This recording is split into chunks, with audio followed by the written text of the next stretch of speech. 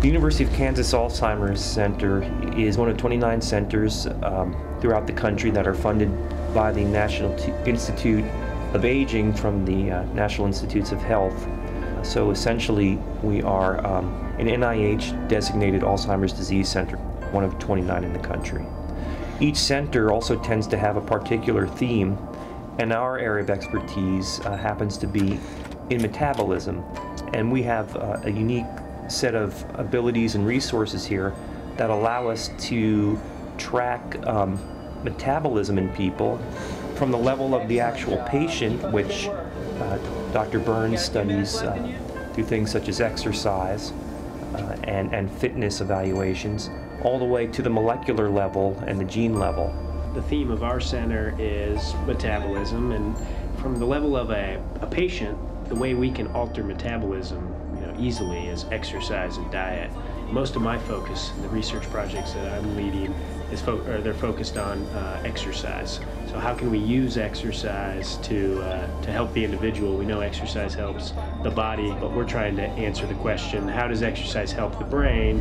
And then if it helps the brain, why? There's a lot of other things in development and tend to be drugs in development, and they'll be coming, studies will be coming testing, are they effective at delaying the onset of dementia or preventing dementia.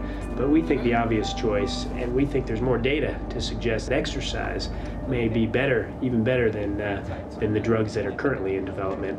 Although part of the reason we're studying exercise is ultimately we do want to understand the mechanism and develop drugs that can do the same or do better than exercise alone. It's not like a lot of diseases where a half of 1% of the population has it or 1% of the population has it. This is a disorder where you get into some demographics, you get into some groups, and over half of the people in that group have it. For example, if you look at women over the age of 90, more than half will have Alzheimer's disease, which makes you wonder who's the normal group.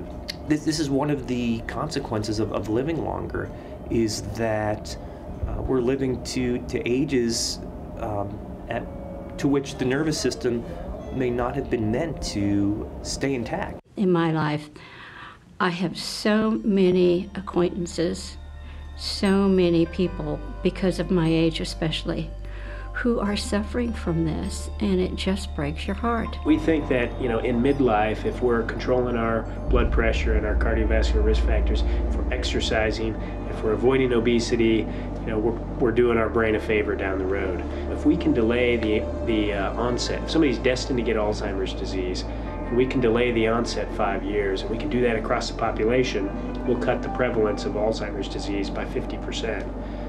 And that's a big deal. The statistics on Alzheimer's are frightening in that there are over 5.5 million people in the United States with Alzheimer's, and they estimate that within 30 years or so there will be maybe as many as 15 million. We just recently launched what we call the KU Alzheimer's Prevention Program. This is a program we've been working for a couple years to develop. What we do with it is we actually do a very thorough Alzheimer's risk profile and a physical health profile as well. And part of that Alzheimer's risk profile is a new scan it's a PET scan that we're able to now do. It's been FDA approved and is available. There are some very distinct changes that you see in Alzheimer's. One of the most obvious ones is you get atrophy, so the brain starts to shrink. So you can determine whether a person is likely to have an Alzheimer's presentation. There are a lot of trials going on right now that are looking at particular strategies for treating Alzheimer's disease, such as preventing the production of beta amyloid in the brain or removing it from the brain, but it's not proving to be promising a strategy as people would have hoped. But if there's a upstream problem that's actually driving all these changes, that upstream problem is still going to be there. So that's why we're very focused on what we think might be the upstream problem. We think that it may be this breakdown in brain energy metabolism that we know is occurring. The goal of the Alzheimer's Center is to support and encourage and grow the research here in Kansas City focused on Alzheimer's and aging. And so that's, a lot of what Russ and I do is how do we take what we're doing and then use it to help people do more research on campus here and in the region. The Alzheimer's drug development field is really at a crossroads. On one hand, we may say, well, these drugs will work, we just need to start treating people earlier on in the course of their Alzheimer's change. But that implies that we're going to be unable to help people who have Alzheimer's disease now, or who are going to get it within the next 5 or maybe even the next 10 years.